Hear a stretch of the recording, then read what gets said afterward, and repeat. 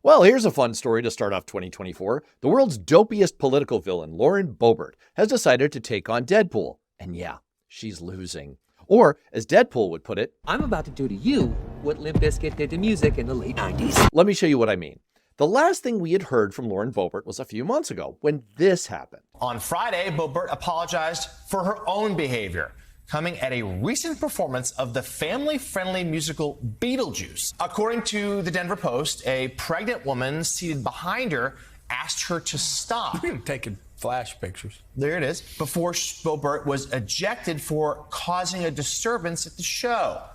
Boebert had to change her tune and apologize after surveillance video revealed that she was indeed vaping, as well as she and her companion explicitly groping each other repeatedly while they were in their seat. It's like she was trying to provide the answer to Deadpool's question. Whose balls did I have to fondle to get my very own movie? She's been trying to keep a lower profile since then, until this past week when she released a video making a surprise announcement. Today, I am announcing my candidacy for the 2024 Republican nomination to represent Colorado's 4th Congressional District in the United States House of Representatives.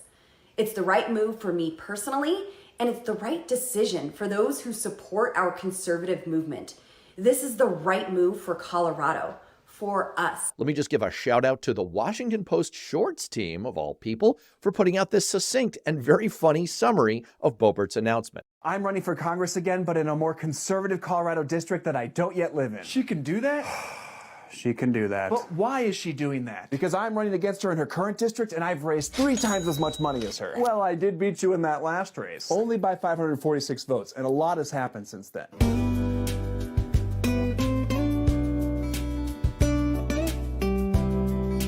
Anyway, in case you missed what was scrolling across the screen there and you don't want to hit rewind, I'll just tell you what happened. Since then, she suggested God was using her to stand up to House Speaker Kevin McCarthy. She implied Kevin McCarthy was one of her, quote, demons. She said she was tired of the separation of church and state, the longstanding concept stemming from a stinking letter penned by one of the founding fathers. She publicly feuded with fellow far-right Republican Marjorie Taylor Greene, including a fight in a bathroom. And as mentioned before, she was kicked out of the musical Beetlejuice for vaping and being disruptive, which is a very polite way of putting it. But the real comedy here started when she went on Steve Bannon's War Room podcast, which is apparently sponsored by meth, to blame some really unusual choices of people for her decision. They're simply running against Lauren Boebert.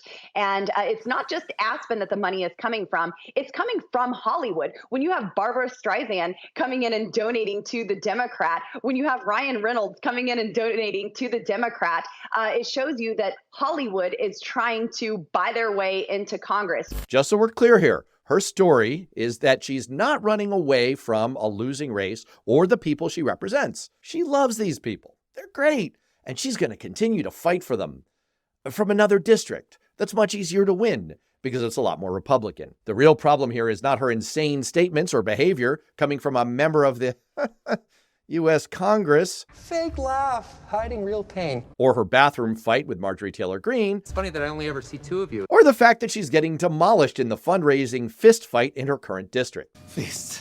Oh, sounds like your last Saturday night. No, it's actor Ryan Reynolds, best known for playing foul-mouthed movie superhero Deadpool. I mean, do you think the voters of Colorado's 4th District are relishing this? They're saying, yay, thank goodness, we have Lauren Boebert to represent us now.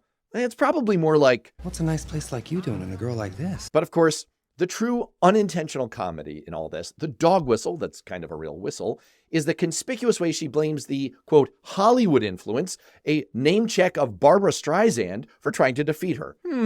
What group is she possibly trying to allude to in combining the idea of Hollywood and Barbara Streisand? Papa, are you near me? Papa, can you hear me?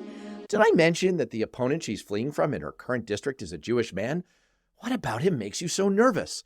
As a fellow Jewish man, I have to ask, is there something about this that's making you nervous, Lauren? Look, I get it. She cares deeply and passionately about herself, her own political career, and she's going to fight hard for the people of fill in the blank. As long as there's some group of MAGA voters somewhere who will return her to her embarrassing career in Congress. And yes, if she's running in a deep red district, there's a good chance she's going to come back. All the rest of us can do is keep on mocking her, keep on fighting her, and keep on fighting the rest of these MAGA lunatics. So let's keep at it. Or, as Deadpool would say, Hey guys, let's get out there and make a difference.